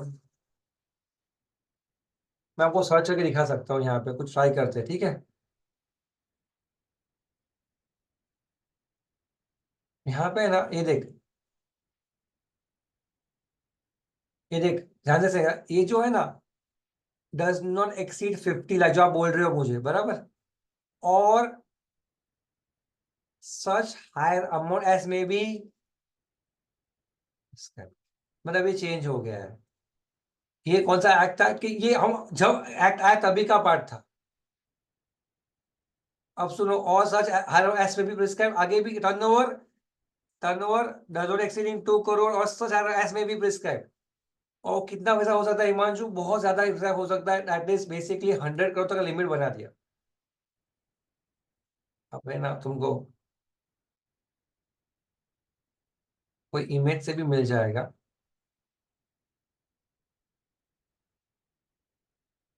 ये देखिए मिला, ये देखिए हिमांशु, आपको दिख रहा है यहाँ पे कुछ दिख रहा है? ये देख, तेरा ये भाषण 50 लाख और 2 करोड़, कब का है ये? 2014। फिर आया था 2021, कितना? 2 और 20। फिर 2022 के एंड में शुरू हुआ, कौन सा? क्या है लिमिट तेरा? हेलो, तुम लोग 2024 में एग्जाम दे रहे हो, 2022 की लिमिट लोगे या नहीं लोगे? अब इधर देख, मैंने कितना लिखा है यहाँ पे? कितना लिखा? 4 करोड़ और 40, बराबर।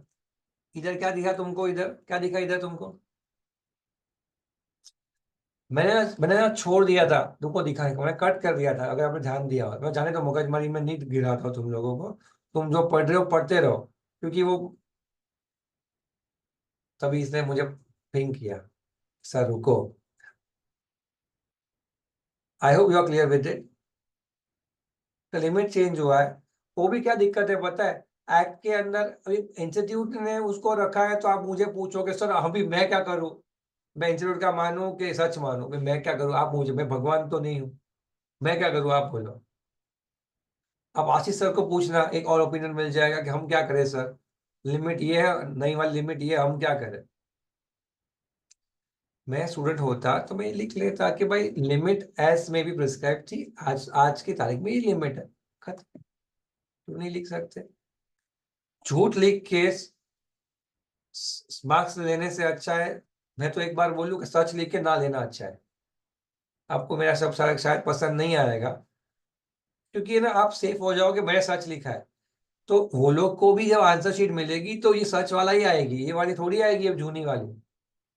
तो आई एक्सपेक्ट कि वो बेसिस पे रहे। और एक चीज ये भी देख लो,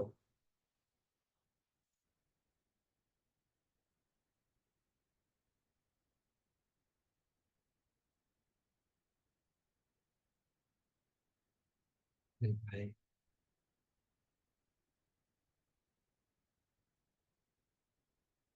इतना सारा रिसर्च नहीं है, इतना साल का एक्सपीरियंस है। देखो देख हिमांशु, दिस स्टडी मटेरियल जो आप पढ़ रहे हो ना, is been prepared by the faculty of BOS. The objective of the study material is to provide teaching material to the students to enable them to obtain knowledge. In case any clarification or have any suggestions, ठीक है, ठीक है हम बता देंगे। All care has been taken to provide interpretation and discussion in manner useful. However, the study matter has not been specifically discussed by the council of ICI or any committees. Discuss ही नहीं किया है, and the views expressed therein may not be taken to be the necessary representation the view of council or any committees. हम जिम्मेदार नहीं है, इसमें कुछ गलती हुई तो तुम जानो, तुम्हारा पेपर जाना है। मैं ऐसा लिख सकता हूँ या आशीष ऐसा लिख सकते हैं? मैं पढ़ा रहा हूँ बट मैंने पढ़ा नहीं है, ऐसा लिख सकते हैं? नहीं लिख सकते, नहीं लिख सकते। चले भाई, हो गया, क्लियर आ गया, 440 याद रहेगा। हर वो अमाउंट छोटा छोटा क्यों दिख रहा है 35 लाख एंड दिस निष्का, क्योंकि वो पहले वाले लिमिट के बेस पे क्वेश्चन बनाया हुआ क्वेश्चन है। Copy paste, copy paste. तो लिमिट भी चेंज नहीं की तो लगता है जूना वाला रेलेवेंस। 4 करोड़ 40 करोड़ के टर्नओवर पे 35 लाख का पेड़ का कॉन्सेप्ट बनाएगा कोई नया? 50 लाख के वक्त बनाया हुआ था, अभी भी यूज कर रहे हैं। चले भाई, अपन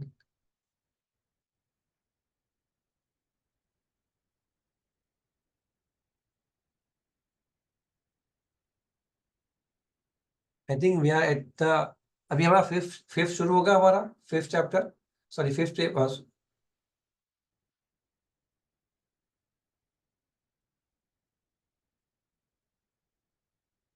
आपने जब पढ़ा था तभी क्या पढ़ा था मॉडल में? आपने जब पढ़ा तभी 50 लाख और वही पढ़ा था।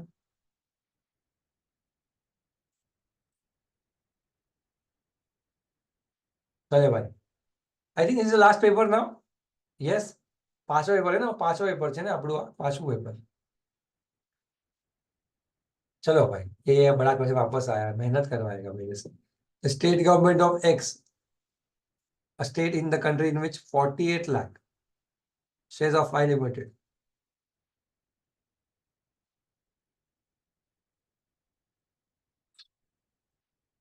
Y Limited के शेयर्स स्टेट गवर्नमेंट के पास पड़े हुए हैं कितने? 48 लाख, बराबर। एक्स को देश का नाम है, the state government of India, a state in the country is holding 48 lakh shares of Y Limited। जैसे महाराष्ट्र की स्टेट हो, महाराष्ट्र गवर्नमेंट ऑफ इंडिया इस a state in the country is holding 48 lakh shares। अब Y Limited के पास total shares कितने हैं? 95 lakh shares है, 95 lakh shares। Y Limited directly holds 2,50,600 shares of ZY Limited, which is having share capital of 5 crores in the form of 5 lakh shares each। ZY Limited claims the status of subsidiary of rupees 100 each। ZY Limited claims the status of subsidiary company of Y Limited as well as government company। क्या दिमाग खा रहे हैं?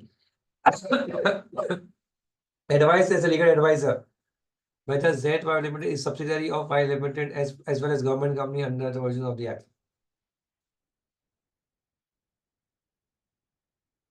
यहाँ पे दो चीजें समझनी है, एक सब्सिडरी होल्डिंग रिलेशनशिप, दूसरा गवर्नमेंट कंपनी, बराबर है।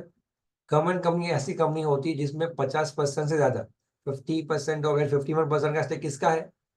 स्टेट का, सेंट्रल का, या combination of the two. Do you agree?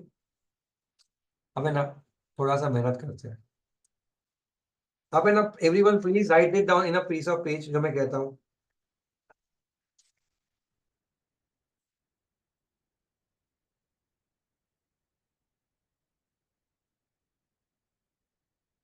लिखो खाली, आपका पंगा होगा, लिखो जो मैं कह रहा हूँ, चुपचाप देखिए, पंगा होगा नहीं तो।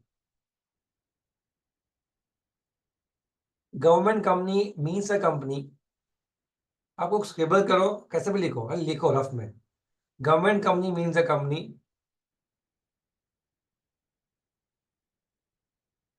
एक ही मिनट है बच्चों, हाँ जेनी।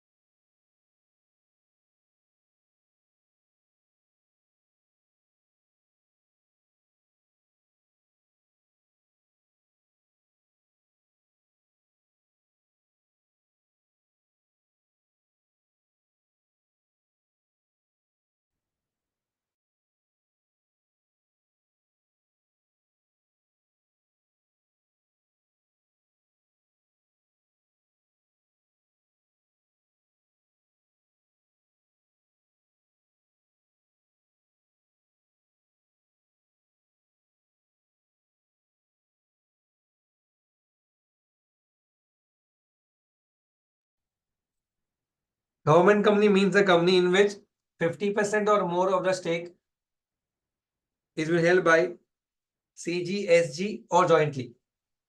इतना लिख लो पहले, CG, SG और jointly लिख लिया.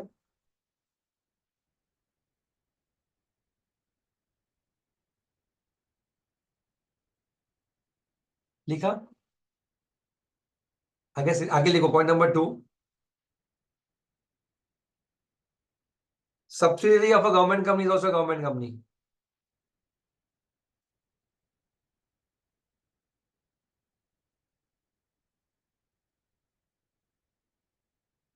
लिखा.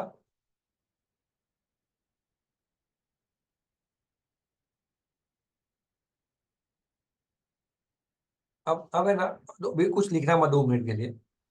इस स्टोरी में क्या हो रहा है मुझे बताओ ना. देखो, एक कंपनी था वाई लिमिटेड, बराबर है. वाई लिमिटेड के अंदर हिमांशु 48 लाख शेयर्स. कितने शेयर्स? टोटल शेयर्स कितने हैं? 95 लाख शेयर्स है. उसमें से 48 लाख शेयर्स किसके पास है? स्टेट गवर्नमेंट के पास, बराबर है.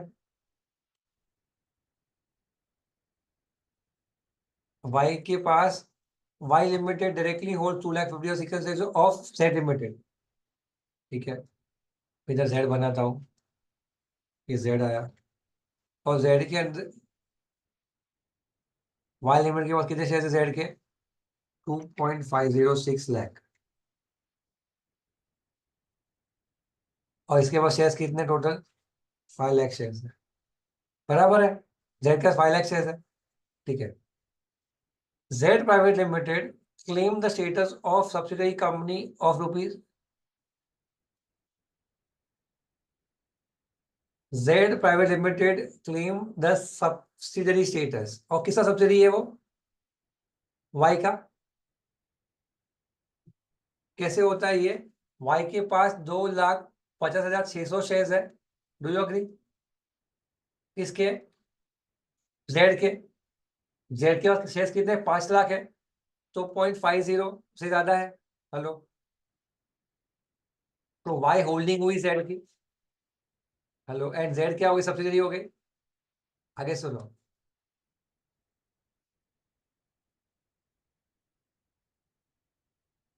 ऐसा कहने पे जेड ये कहना चाह रहा है कि मैं भी क्या बन गया? गवर्नमेंट. क्यों बोला ना हिमांशु ने? देख देख हिमांशु, देख ध्यान से सुन.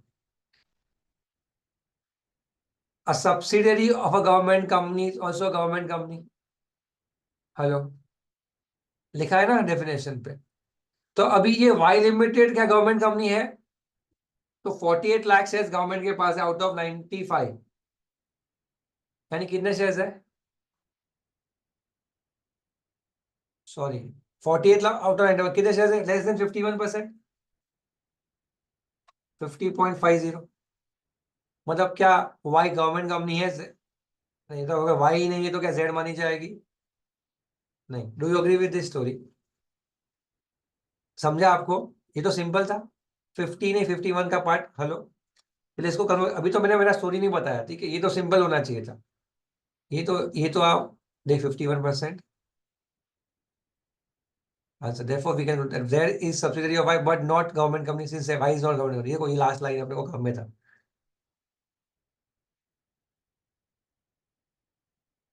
ये क्लियर है?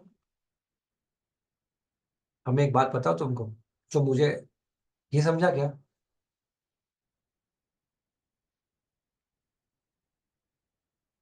ये लास्ट क्वेश्चन था मेरे हिसाब से, क्या आगे है? नहीं नहीं, अभी तो आएंगे. अभी सुनो, मैंने वो जो लिखा है ना उसमें एक चीज ऐड करवाना मुझे नहीं था. साझे सुनना. 51% स्टेक गवर्नमेंट का है, तो फिर वो गवर्नमेंट कंपनी हुई. उस गवर्नमेंट कंपनी की जो सब्सिडरी है वो भी क्या हुई? गवर्नमेंट कंपनी हुई.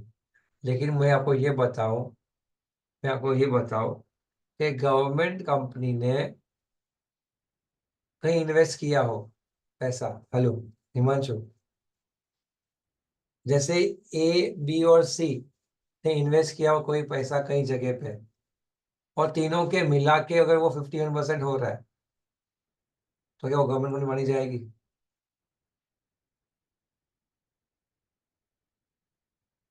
ए बी एंड सी तीनों ने मिलके इन्वेस्ट किया है डी में। ए बी, ए के अंदर भी ए भी गवर्नमेंट कंपनी है, बी भी गवर्नमेंट कंपनी है और सी भी गवर्नमेंट कंपनी है,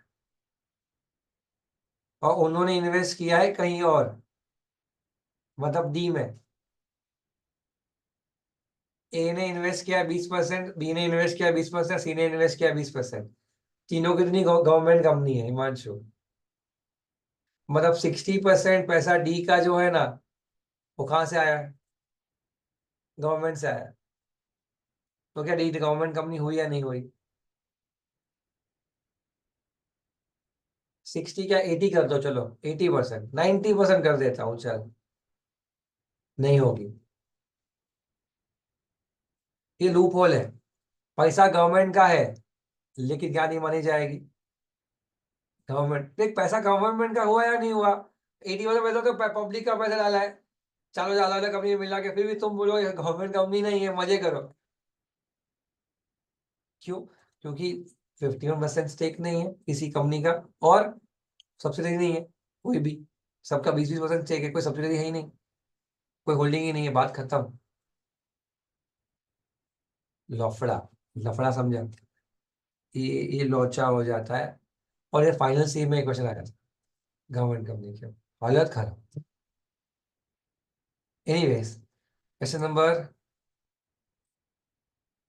तब है ना आप ये सोच रहे हो सही है या गलत, आंसर नहीं है, पोजीशन को समझना चाहते हो, आंसर नहीं।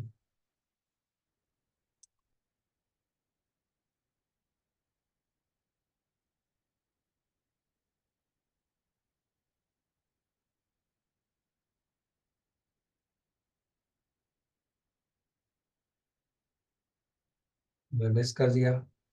देखो वापस यही पूछा, एक्सपेंड काइंड ऑफ कैपिटल, ये वाला आ गया ना आपका, issued subscribe and all, sorry, kind of capital पूछा है, क्लासिफिकेशन कैपिटल पूछा है। काइंड ऑफ कैपिटल तो दो ही टाइप ऑफ कैपिटल है, कौन से हिमांशु? इक्विटी एंड प्रेफरेंस, ये पूछा गया था। काइंड्स में, क्लासिफिकेशन में आता है authorise, issued, subscribe, paid up, called up. Kinds में क्या क्या दो आएगा। आपको पता है प्रेफरेंस कैपिटल क्या होता है, इक्विटी कैपिटल क्या होता है? श्रेयांश बता, व्हाट इज प्रेफरेंस कैपिटल? आ गया, बता। सर प्रेफरेंस कैपिटल में उसको X% शेयर मिलता है प्रॉफिट में, और इक्विटी में जितना प्रॉफिट हुआ है उतना शेयर से डिवाइड होता है, डिविडेंड में मिलता है। क्या प्रेफरेंस कैपिटल में डिविडेंड फिक्स्ड होता है या नहीं होता?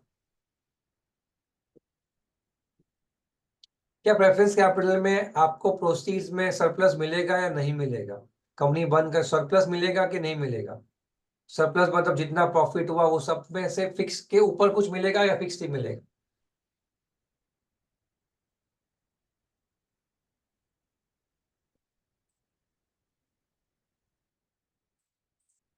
बोलो,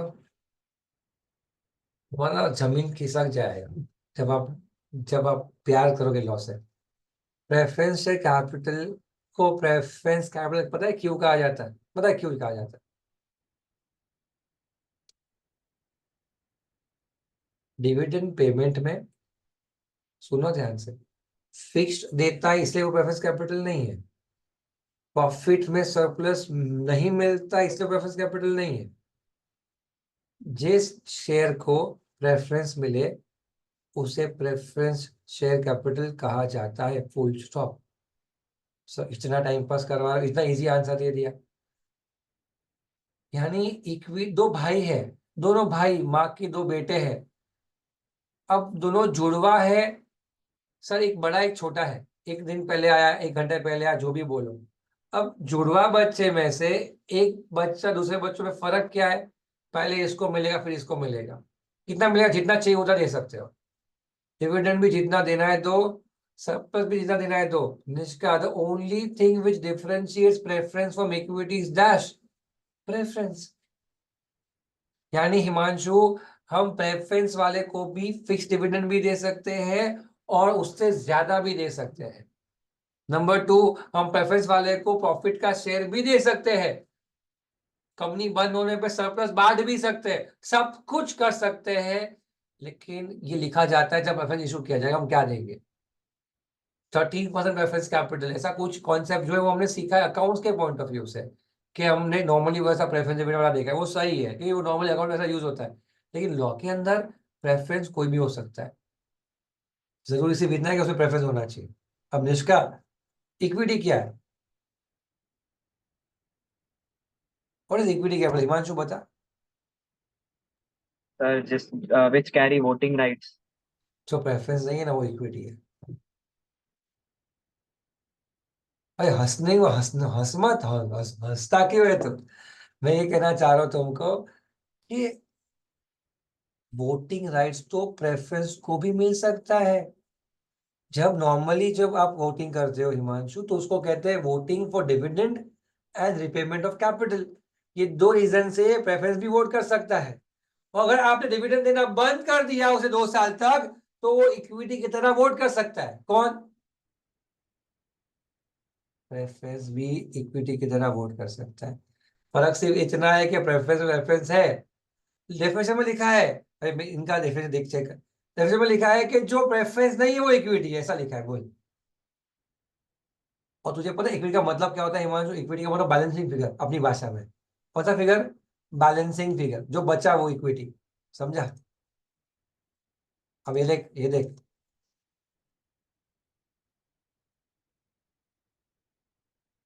ये देख, ये देख, डेफिनेशन क्या कहते हैं, देख। It means capital which is not, जो प्रेफरेंस कैपिटल नहीं है ना, वो इक्विटी कैपिटल। मैंने नहीं बोला, लॉ ने बोला। और इक्विटी प्रेफरेंस कैपिटल क्या है? देख देख, यहाँ पे ध्यान दे, हरी पर देख, इतना बड़ा डेफिनेशन प्रेफरेंस का दिया हुआ है। हमको क्या लगता है इक्विटी मेन होगा, मेन क्या निकला? प्रेफरेंस। अब देख क्या लिखा है, देखने का तेरे को क्या लिखा है? लिखा है यहाँ पे कि with reference to any company, it means that part of capital which carries or will carry preference। क्या लिखा है? which will carry what? जिसके अंदर क्या होगा निष्का? प्रेफरेंस होगा। किसमें प्रेफरेंस? डिविडेंड देने में और कैपिटल रिपेमेंट में। सिर्फ क्या लिखा है? क्या फिक्स देना? ऐसा तो ही लिखा है। क्या लिखा है? कि डिविडेंड देते वक्त पहले हम इनको देंगे और पैसा चुकाने के वक्त हम पहला इनको देंगे। ऐसा लिखा है? फिक्स देंगे लिखा है? नहीं।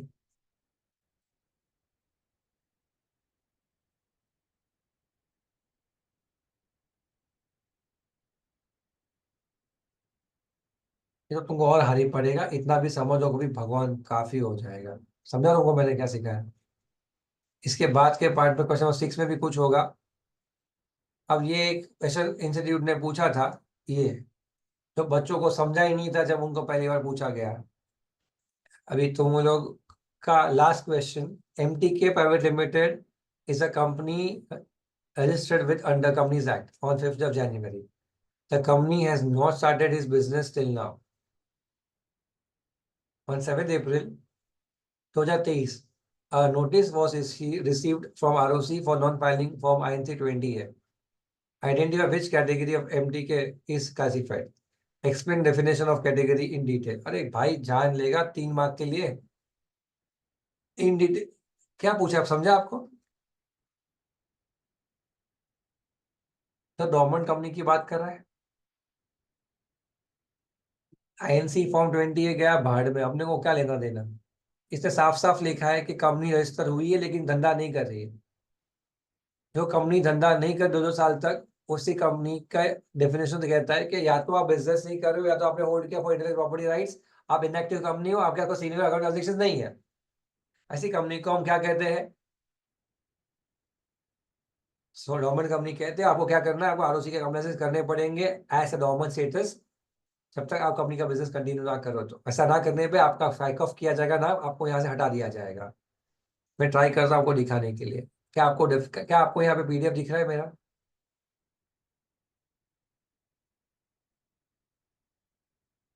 इधर गया डोरमेंट,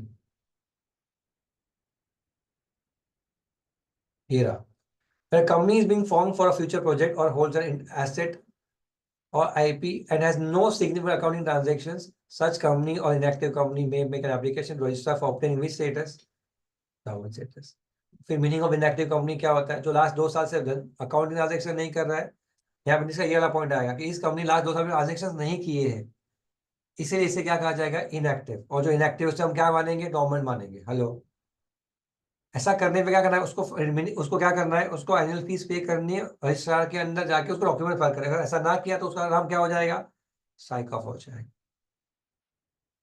डोरमेंट मेरे को इमेज देखो, इमेज को भी आप फोकस करो हिमांशु, ये बल्ब है, और बल्ब मतलब इंडस्ट्रियल प्रॉपर्टी, उसको क्या किया गया है, लॉक यानी बंद किया गया। ऐसी कंपनी जिसके एसेट है लेकिन धंधा करने की इच्छा नहीं है, वैसी कंपनी को हम डोरमेंट कंपनी कहते हैं। हमारे पेपर्स समाप्त हुए, लास्ट 5 पेपर्स। हमको 1 बजाना है, हमारे पास 2.5 घंटे। बोलो क्या खेलना है, गेम खेलना है, कबड्डी खेलना है, या एसओजे करना है, या सो जाना है। सर हैवी करता है हमको, हमारा दिमाग आज इसको सोचेगा, सप्ताह में रिवीजन करेगा। कल आप सिखाना आगे का क्या घाई है, बराबर करना है आज।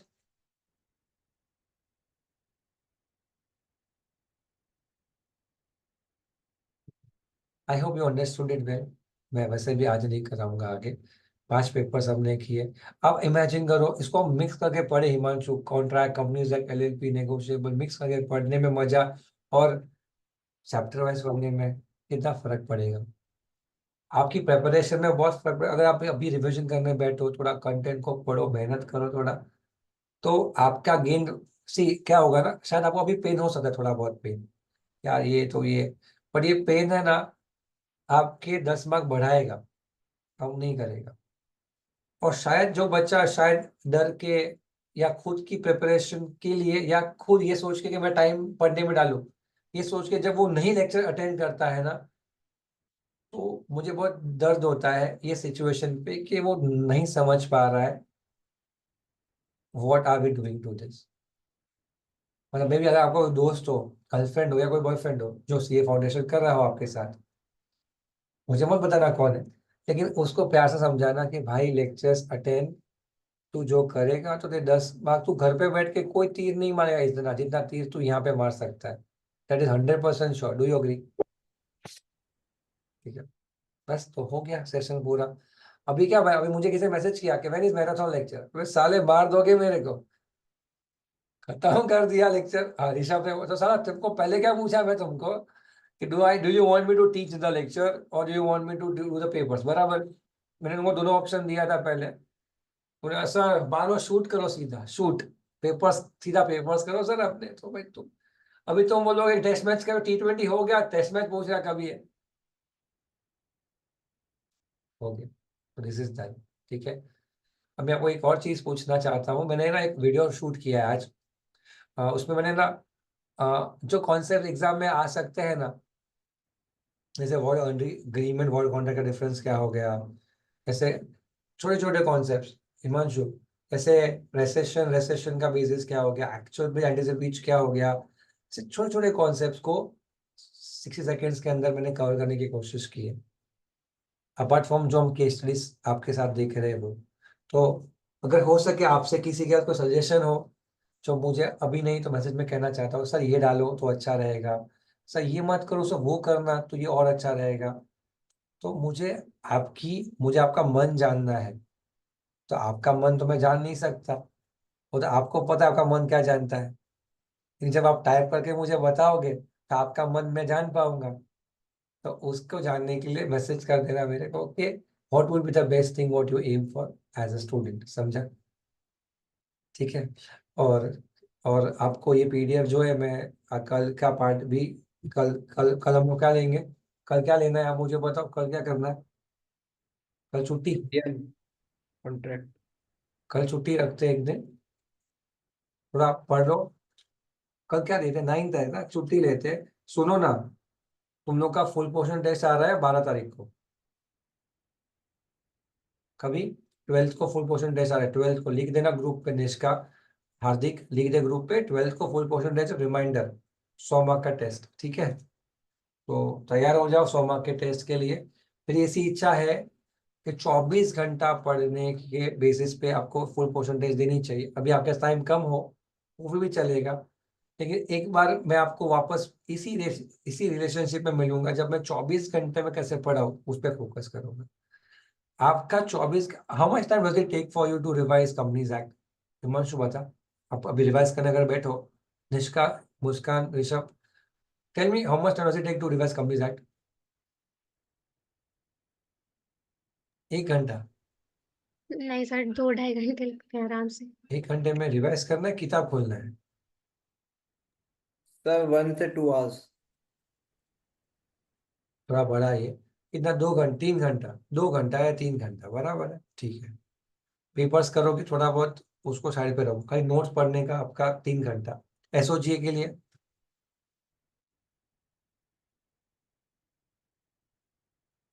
वापस बताएंगे पढ़ने के बाद ऐसा कितना, 3 घंटा, 4 घंटा?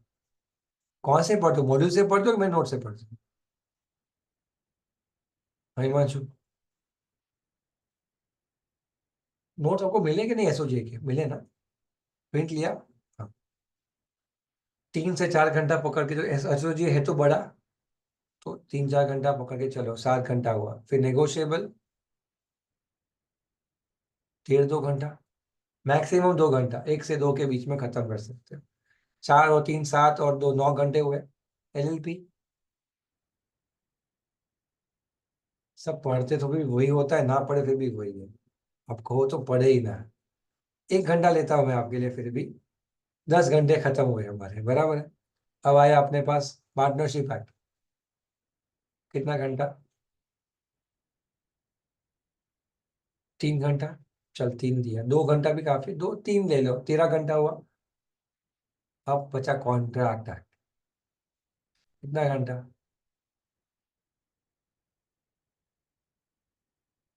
7 घंटा, तो 7 घंटा।